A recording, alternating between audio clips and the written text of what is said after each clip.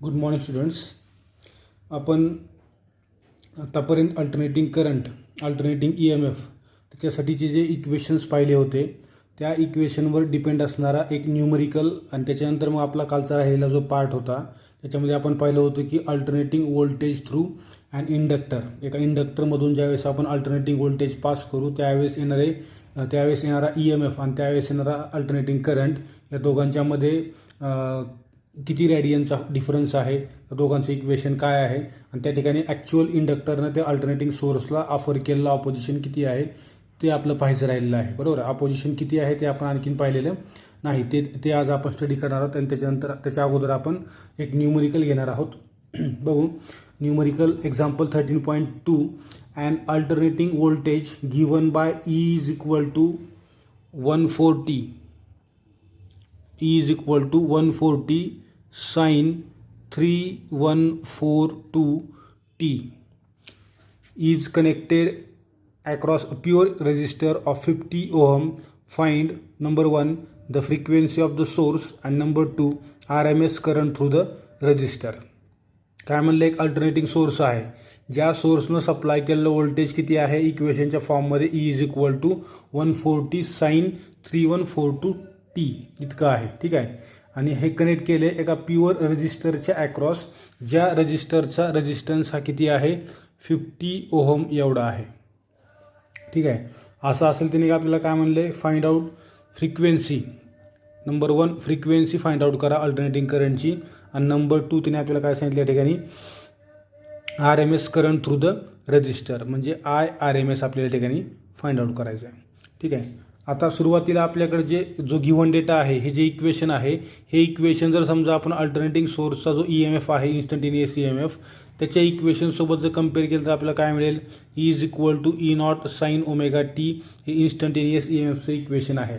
मग जर समजा आपण या इक्वेशनसोबत जर कम्पेअर केलं तर आपल्याला या ठिकाणी काय दिसतंय की बघा, इन्स्टंटेनियस EMF इथं 140, इथं E0 साइन म्हणजे याचा अर्थ 140 हे काय आहे, पीक व्हॅल्यू ऑफ EMF आहे. मग इथं आपण असं लिहू शकतो E0 इज इक्वल टू, किंवा बाय comparing equation 1 and 2 we can write E0 is equal to 140 volt, कारण EMF युनिट काय आहे, वोल्ट आहे, 140 वोल्ट. याच्यानंतर साइन, परत इथं साइन आहे ओमेगा टी, इथं ओमेगा टीच्या ठिकाणी काय आहे 3142t आहे. म्हणजे याचा अर्थ ओमेगाची व्हॅल्यू काय आहे 3142. बरोबर आहे. युनिट काय असेल रॅडियन पर सेकंद, किंवा ॲज इट इज फक्त 3142 असली तरी चालते.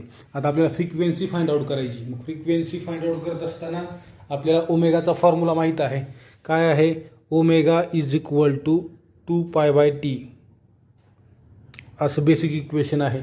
आता याच्यामध्ये 1/t म्हणजेच काय आहे, फ्रिक्वेन्सी आहे, त्यामुळे ते आपण लिहू शकतो 2πf. बरोबर आहे. मग आपल्याला F फाइंड आउट करायचं, therefore F is equal to omega divided by 2π. ओमेगाची व्हॅल्यू किती आहे 3142 डिवायडेड बाय 2 इंटू पायची व्हॅल्यू 3.142 आहे. ठीक आहे. मग काय या ठिकाणी F इज इक्वल टू हे वरचं 3142 ॲज इट इज, डिनॉमिनेटरला पहा 2 इंटू इथं पण 3142 आहे, परंतु इथं पॉईंट आहे, पॉईंट आपण काढून टाकू. 3142.123ने पुढे घेतला मी, म्हणजे 10 काय होईल त्या ठिकाणी -3. बरोबर आहे. आता हे 3142 1 जा 1 आणि हे 1 म्हणजे याचा अर्थ हे दोन्ही काय होईल 3142 कॅन्सल झाले. आता 10 वर नेल तर काय होतील +3 म्हणजेच किती 1 वर 3 शून्य, म्हणजे याचा अर्थ 1000 डिवायडेड बाय 2 म्हणजे फ्रिक्वेन्सी किती आली F is equal to 500 hertz, कारण फ्रिक्वेन्सीची युनिट काय आहे हर्ट्झ आहे. आता बुकमध्ये तुमच्या आन्सर 50 हर्ट्झ असं झालं आहे, ते बहुतेक चुकीनं झालेलं आहे, 500 हर्ट्झ असं ते आन्सर येते. हे झाली फ्रिक्वेन्सी. आता याच्यानंतर आपल्याला त्यांनी काय सांगितले, find the RMS current through the रजिस्टरमधून फ्लो होणारा जो RMS करंट आहे, हे झालं 1. आता सेकंड RMS करंट आपल्याला काय करायचं आहे, फाइंड आउट करायचं आहे. बरोबर आहे. मग RMS करंटचं इक्वेशन काय आहे आपल्याला माहीत आहे, IRMS is equal to I0/√2. मग तिने आता इथं आपल्याला काय सांगितले, इथं आपल्याकडे व्होल्टेज आहे, करंट आहे का, आपल्याकडे करंट नाही, पण जर आपल्याला व्होल्टेज माहीत असेल तर आपण करंट कॅल्क्युलेट करू शकतो. पहा, आपल्याला जे इक्वेशन येणार आहे IRMSसाठीचं ते कसं असेल, जसं आपल्याला माहीत आहे I is equal to E/R असा एक बेसिक फॉर्म्युला आहे. आपल्याला IRMS पाहिजे, मग इथं IRMS is equal to E पण कसा असला पाहिजे, RMSच असला पाहिजे डिवायडेड बाय R, तरच आपल्याला त्या ठिकाणी IRMSची व्हॅल्यू मिळेल. आता IRMS फाइंड आउट करण्यासाठी अगोदर आपल्याला ERMS फाइंड आउट करावं लागेल. मग ERMSसाठीचा फॉर्म्युला काय आहे, ERMS is equal to E0/√2. E0 माहिती आहे आपल्याला किती आहे 140 डिवायडेड बाय √2. आता √2ची व्हॅल्यू किती आहे, √2ची व्हॅल्यू आहे 1.414 अशी आहे. याला समजा आपण ॲप्रॉक्सिमेटली जर या ठिकाणी 1.4च कन्सिडर केलं, हे पुढची टर्म निग्लेक्ट केली तर तुम्हाला ते आन्सर नियरली इक्वल टू 1 मिळेल. आणि तुमच्या बुकमध्ये ते आन्सर आहे 99.29. म्हणजे इथं काय येईल, तुमची ERMSची व्हॅल्यू काय भेटली तुम्हाला 99.29 वोल्ट मिळाली. आता आपल्याला ERMS माहीत आहे, या इक्वेशनमध्ये ठेवू शकतो आपण आणि IRMS कॅल्क्युलेट करू शकतो. मग काय या ठिकाणी IRMS इज इक्वल टू ERMSची व्हॅल्यू किती आहे 99.29 डिवायडेड बाय रेजिस्टन्स आहे 50. याचं कॅल्क्युलेशन करा, तुम्हाला आन्सर काय मिळेल, IRMS is equal to 1.98 ampere, म्हणजे ॲप्रॉक्सिमेटली 2 एम्पियर. कारण या ठिकाणी 50 म्हणजे 50 वरच्या बाजूला 100 आहे, 50 दोन्ही 100 याचा अर्थ ॲप्रॉक्सिमेटली 2 एम्पियर किंवा एक्झॅक्ट 1.9 एम्पियर एवढा RMS करंट रेजिस्टरमधून फ्लो होईल. ठीक आहे, हा झाला आपला एक राहिलेला न्यूमरिकल. आता त्याच्या पुढचा पार्ट जो आहे, जो आपला राहिला होता, ते आपल्याला बघायचं याच्यामध्ये की इंडक्टिव्ह रिॲक्टन्स नेमकं कशाला म्हणायचं. पाहता, इंडक्टिव्ह रिॲक्टन्स जसं आपण ओहमिक सर्किट ज्यावेळेस कन्सिडर करतो, ओहमिक सर्किटमध्ये आपल्याला माहीत आहे की हा जो रजिस्टर आहे, या रजिस्टरचा जो रेजिस्टन्स असतो, तो रेजिस्टन्स काय करतो, त्या DC सोर्सच्या EMFला किंवा DC सोर्सनं सप्लाय केलेल्या DC सोर्सनं सप्लाय केलेल्या करंटला अपोजिशन ऑफर करण्याचं काम करतो. बरोबर आहे. म्हणजे रेजिस्टन्स ही प्रॉपर्टी काय शो करते, तर एक opposition offered by that particular material or that substance to flow of current or EMF. त्या EMFला किंवा त्या करंटला ऑफर केलेलं ऑपोजिशन आपल्याला रेजिस्टन्स या प्रॉपर्टीवरून समजते. बरोबर आहे. ते कुठल्याही मटेरियलचा रेजिस्टन्स किती आहे त्याच्यावरून त्यानं ऑफर केलेलं ऑपोजिशन किती आहे ते आपण सांगतो. मग जर समजा आपण या ठिकाणी कन्सिडर केले की इथला EMF E आहे, या बॅटरीनं सेंड केलेला आहे, तर रेजिस्टन्स R आहे आणि या ठिकाणचा इलेक्ट्रिक करंट समजा I आहे, तर या ठिकाणी आपण काय म्हणू शकतो, I is equal to E/R असं आपल्याला एक बेसिक इक्वेशन मिळते.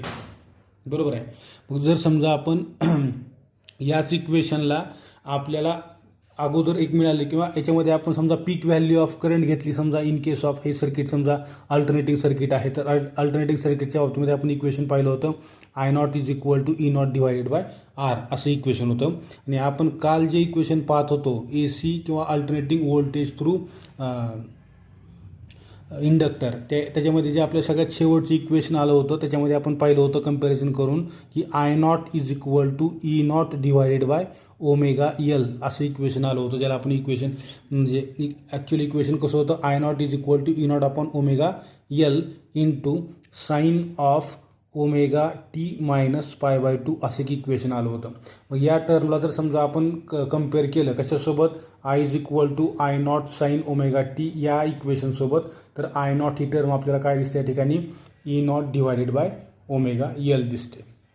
ह्याच्यामध्ये मी तुम्हाला सांगितलं होतं की E0 म्हणजे काय आहे, पीक व्हॅल्यू ऑफ EMF आहे, ओमेगा म्हणजे अँग्युलर फ्रिक्वेन्सी आहे आणि L म्हणजे इंडक्टन्स आहे त्या इंडक्टरचा. बरोबर आहे. आता याच्यामध्ये जर आपण कंपॅरिझन केलं या इक्वेशनला किंवा याला इक्वेशन नंबर 1 दिलं आणि इक्वेशन नंबर 2 दिलं, तर comparing equation 1 and 2 we get equation 1 आणि इक्वेशन 2 आपण जर कम्पेअर केलं तर आपल्याला ठिकाणी काय दिसते, I0 लेफ्ट साईड इक्वल आहे, राईट साईड ऑल्सो इक्वल, म्हणजे इथं आपल्याला काय दिसते, हे या ठिकाणी E0 बरोबर आहे डिवाइड बाय हे ओमेगा L, म्हणजे याचा अर्थ काय म्हणू शकतो आपण, R is analogous or omega L is analogous to capital R, किंवा ही जी टर्म आहे ओमेगा L ही कशाशी मिळतीजुळती आहे, या रेजिस्टन्स या टर्मशी मिळतीजुळती आहे.